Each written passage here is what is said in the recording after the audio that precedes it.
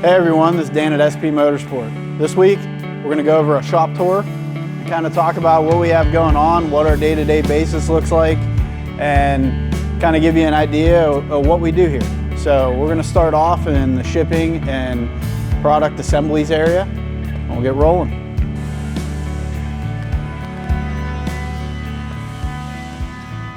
So over on this side of the shop, we kind of have a lot going on in this area. We do, up in the corner here, we do product assemblies. So if there's sub-assemblies, if there's smaller components that need assembled, put together, or O-ringed, this is kind of where it happens.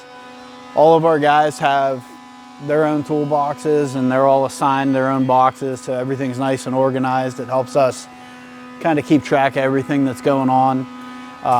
Some of the packaging is done up here. We have a skin packing machine.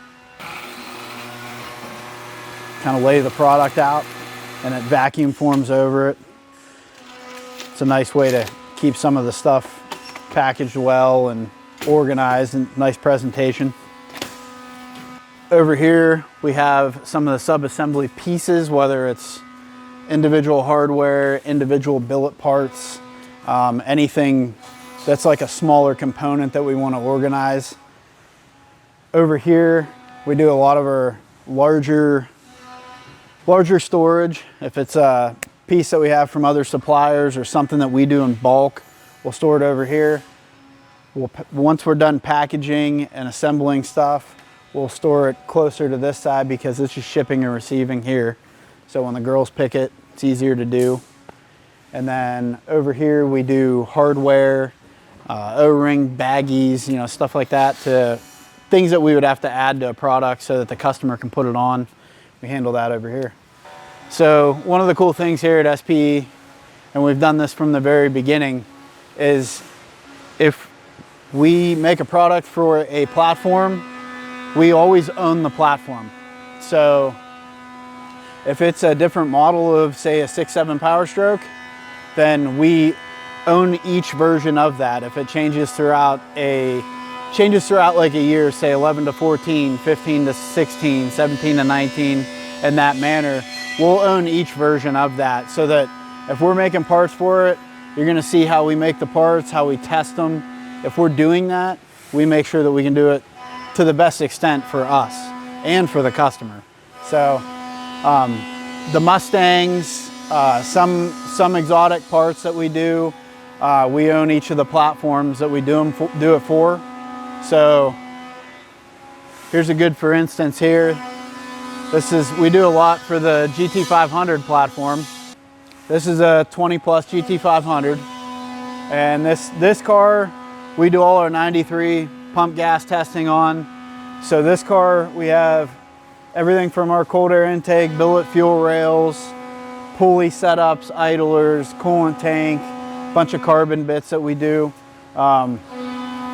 We test that on this car, and then we have another version that we do all our E85 testing on, and then so on and so forth.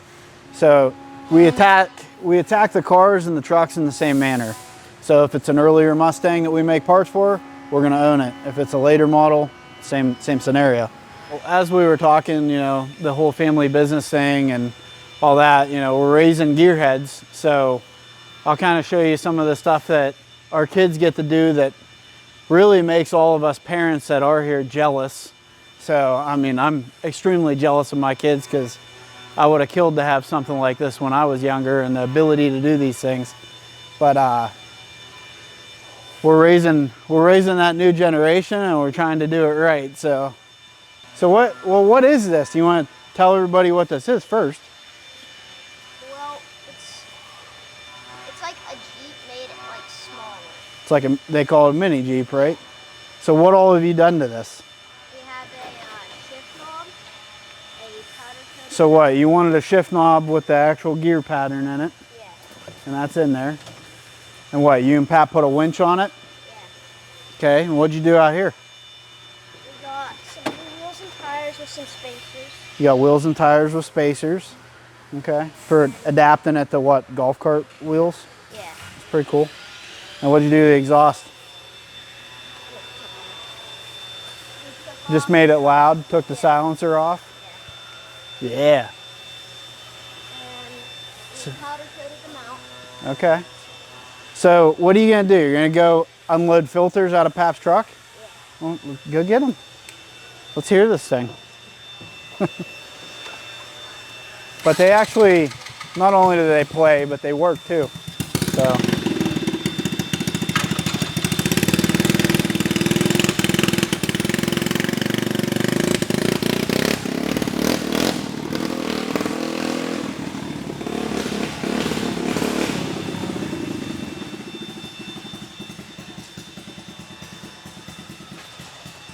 So what they're doing now is we get cat filters from the local cat dealer for our filter setup. So we do our fuel filter kits for the 17 plus trucks, and then we do our oil filter stuff for all the 6.7 engines. So they'll run and grab them from the local dealer, and then they're gonna pile them on the cart here and probably go put them in stock and put them on the shelf so we can build more kits. So.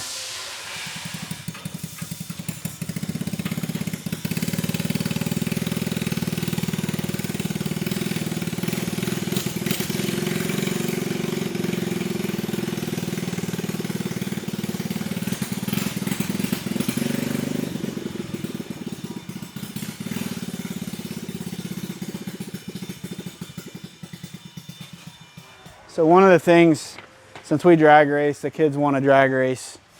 So one of the things we looked at is we know a lot of people who want to get into racing, but also look at it from the cost perspective. It's super high. So everybody knows, if you're into drag racing, everybody knows what you can tie up into a junior. So wanted to take a less expensive approach and try to make it more affordable for people.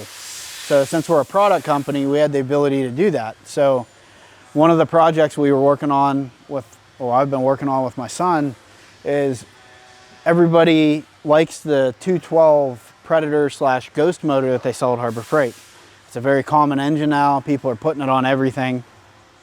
It makes enough power that it can propel these. So what we wanted to do was create a kit or something that was purchasable for the customer to put that engine in a junior dragster, but it was also more of a universal type kit. So they could just go buy that engine, slap it on a chassis, and you're out there running. So we did some safety stuff. We did carburetor manifold adapters, fuel pump, catch can, the mechanical shutoff, some things like that.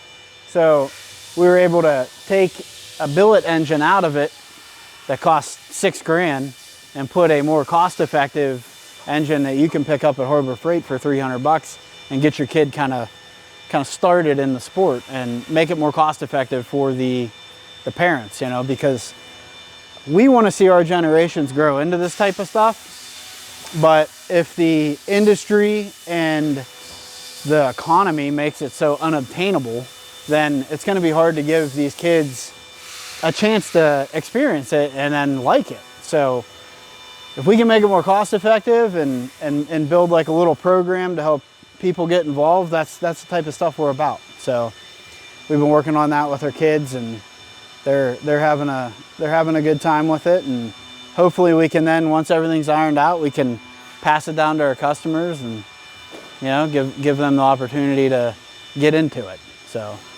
obviously I'm an engineer, so I'll design stuff. We'll test fit it, we'll 3D print it. We're gonna kind of show you some of that. So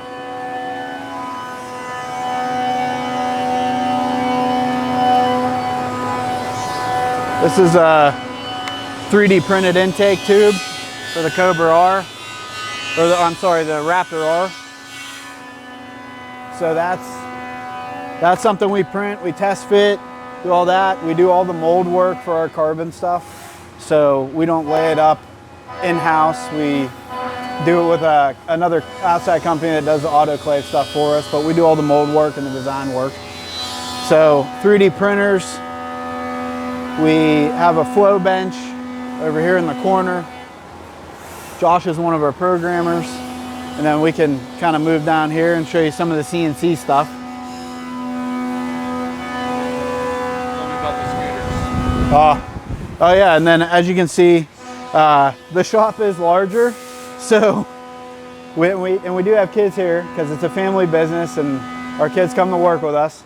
So we made this scooter rack because we were tired of tripping over them all the time because kids just throw stuff everywhere. So we try to keep things organized the best we can. So we have a few 5-axis machines, 3-axis CNC lathes, or 3 5-axis machines. And then obviously everybody's aware that, you know, a lot of our parts are aluminum. So we can kind of show you, I'm going to show you here what it kind of starts as and ends up. This is piece here. So this is side 1 to one of our intercooler tanks. So that's obviously starts as a nice square chunk of billet. We machine it. This is side 1.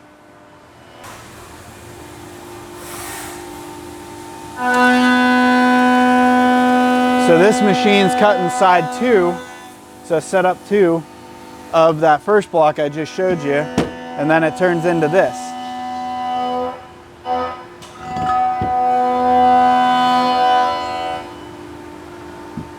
And then as we keep moving, I'll actually show you one of these finished up and kind of complete the rest of the process for you. So obviously we make a bunch of different types of products. Here's something that we're working on right now. This just started this week. It's a nitrous manifold for solenoids and distribution. So you will actually be able to mount nitrous solenoids to this. So we're in the process of that. Keep moving down the line here.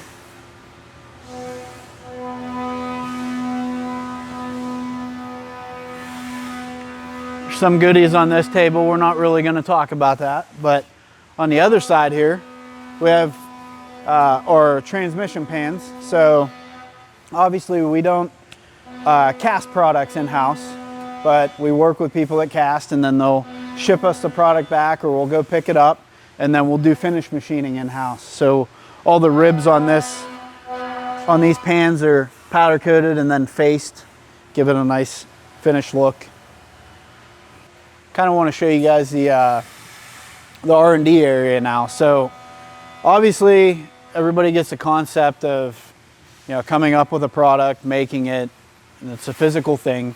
But the one thing that's overlooked by a lot of companies actually is the testing process. So we'll do a lot of products that we'll actually have in testing for years. Sometimes if it's a turbo system, we'll test it for 2 years before we even release it. So we're very stringent with that. We have a very simple formula, but it is timely, and it takes a while to kind of iron out and make sure the reliability is there, repeatability is there. The fitment stays the same, you know, nothing goes bad over time. So we'll kind of walk through some of the tools that we have and some of the stuff that we have going on in the R&D side.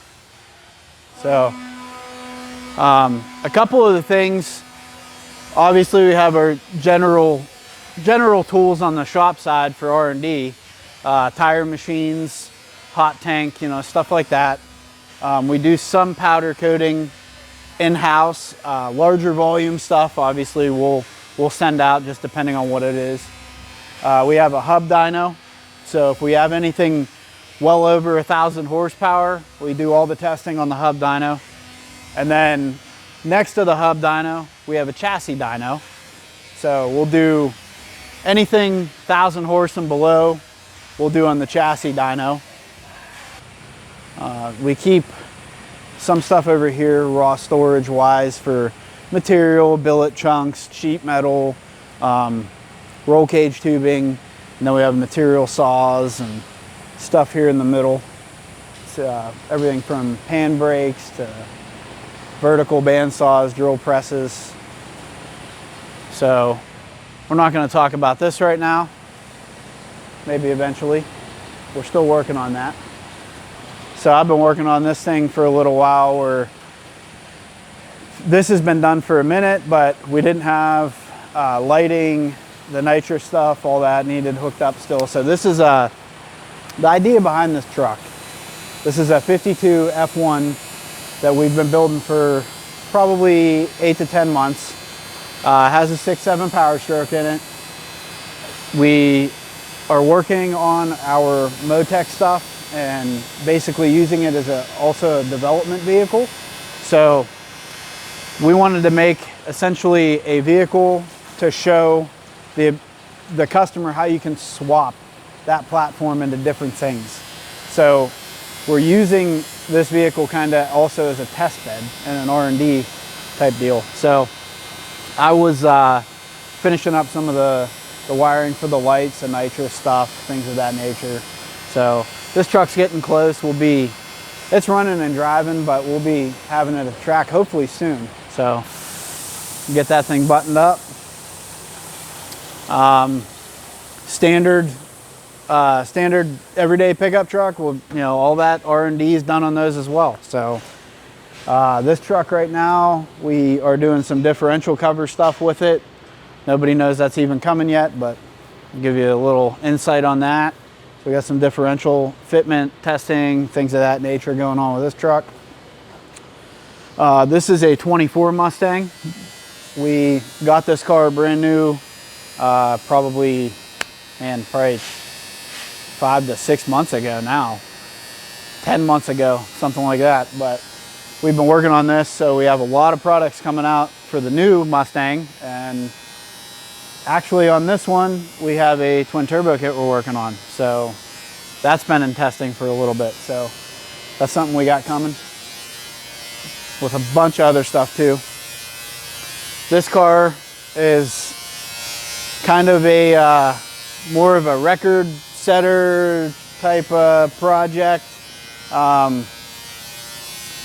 Another vehicle we haven't really discussed, but this car is going to basically be something for us to take out, and we have a lot of higher end race products that we make for the Coyote platform, and we do stuff even for other shops other than just our own or other companies, but we want to be able to test very high level horsepower stuff, and we needed a good platform to do it with. So that's what this car is. This is going to be Coyote based stuff. So as I said with this truck too, obviously we're testing some differential covers and some other things that we're doing, but this truck has compounds on it. It's our Death Stalker kit, and this truck is constantly checked over. So not only are we doing testing on a new product to release it and making sure that it's correct, but we're also doing long-term development.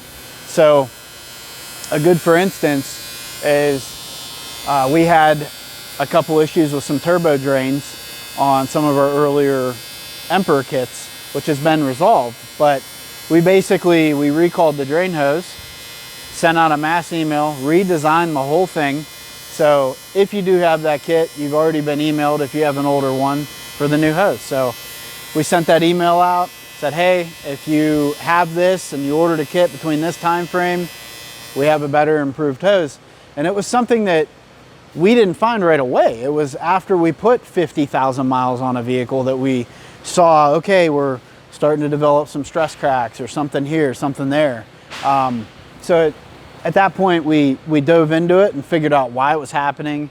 In the example of the drain hose, it was basically a heat cycle issue that would cause some issues with the rubber. So once we figured out a durometer change and a little bit of a material change, it was completely fixed. So, but that's one of the examples of that. We're really, with our products, we're not just developing it and getting it out the door. We're actually long-term testing, and that takes me back to, as I said initially, owning those platforms so that we can provide you guys with the best possible product over a long-term deal, because people are buying vehicles and not just having them for a year. If you spend over $100,000 on a truck, there's a good chance that you're going to have that truck for 7, 8, 10 years. Well, If we have a product that we're kicking out the door and we knew it worked for 25 minutes when we tested it, what's not to say it doesn't work for 50 minutes after it leaves, you know? So we need to make sure the stuff lasts, and that also keeps our customers coming back, because we know we want to give them that quality product, and it actually means something to us because we actually care about what we're doing. So, yeah, so R&D stuff. This is some of the chassis stuff that we're working on. We do build a lot of full-blown race car stuff. It's not really something we do a lot of, but when it's needed, we've all been to school for it. We all have our own race cars. You know, I'm a drag racer at heart, so that's kind of where the work and play comes in with SPE. You know, we're really big into bolt-on parts for customers, and we're really big into the racing scene as well, as far as a personal standpoint and customers that buy from us. So, so obviously you're going to see a lot of drag racing stuff in our shop. So this is another test project that we have going on. There's some stuff on this car that we've been working on for years that isn't released. There's a little quick blip, something under the hood right now. So up in this area, we do all our welding, clean station deal. So we'll bring product over from the machine side after it's machined. And if it's something that needs welded, it'll get staged here, and then we'll go through and weld it. So you guys remember that thing I showed you just a couple seconds ago, or a couple minutes ago now. It starts as that chunk. So here's an end tank for an intercooler. So this is kind of what I was showing you on the other side. They'll get staged like this. We'll weld up the cores, which we don't manufacture the cores, but they're made to our spec. So we'll weld those up. We'll weld the end tanks on them. And then JoJo's currently working on some stuff right now. You can kind of see this is part of the process here. And then after they're actually welded to that stage with the water tanks, what we'll end up doing is we'll pressure test them. So we'll make sure that they'll pressure test on the water side, because each stage gets done as we go progressively. So once the water tanks are welded on, he'll go and weld the air tanks on, and then the finished product ends up looking like this.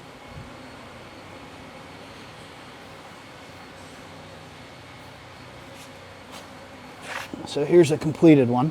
So there's that tank I just showed you, welded to the intercooler. And then once the air tanks are put on, those are also pressure tested. So we have a whole setup just to do that. And then anything else welding wise, fabrication wise, is obviously done on this side of the shop. So I'm sure you guys want to know what some of the drag racing stuff that we do and kind of background on that. So I was a drag racer long before I even got into any of the diesel stuff. My family was, and I raced for many years. I did some X275 stuff early on, and I raced Renegade and NMRA. And I'll touch on some of the stuff we just even have sitting right here real quick. So that Nova big block Chevy twin turbo car, we use that thing for turbo testing. So obviously we manufacture, we cut our own compressor wheels, we do all the design work on a lot of our turbos. So we need something really solid to test that on. Well, that's a really good platform for it, because we can test many different sizes on one vehicle. We know the kind of power it makes, we know it's reliable, so it's one of the many test beds that we have for turbos. So this is actually our salesman's car from Chance from California. That's his car. We're doing some work on that, turbo setup, some different things. That's an old X275 car. The one in the middle, I've ran like NMRA Renegade, some different stuff with that car. I've had that car since like 2005. So I've had that thing for quite a while. Got it stock, and it's progressed to where it's at. We're actually doing development on that car even right now for products. So one of the engines that we're working on currently that we're starting to make more parts for that we're going to release soon is actually the Godzilla, the 7.3 gas engine. So that car has the 7.3 Godzilla motor in it that we're working on. So that'll be something we're going to test with that. Some of you may recognize our old rail, our old dragster. So this was basically what happened with this thing is we got to a point now where we didn't have enough chassis, we didn't have enough rear end in it, and we got to the point where it just really wasn't safe and it wasn't working right. So we have something else coming for that. So that's why you kind of see it in the disarray that it's in. But the whole thing with this, we built this not originally as a drag racing car to start with. Like we didn't build it to take it racing. We actually built it as it's kind of a science project originally, because we were trying to do a lot of development on the 6.7 platform, and it was in trucks. And anytime we had an issue or we needed to make a change, it was a pain. It was a real big pain taking the engine in and out of a truck. It took a lot of time. It slowed down our development process.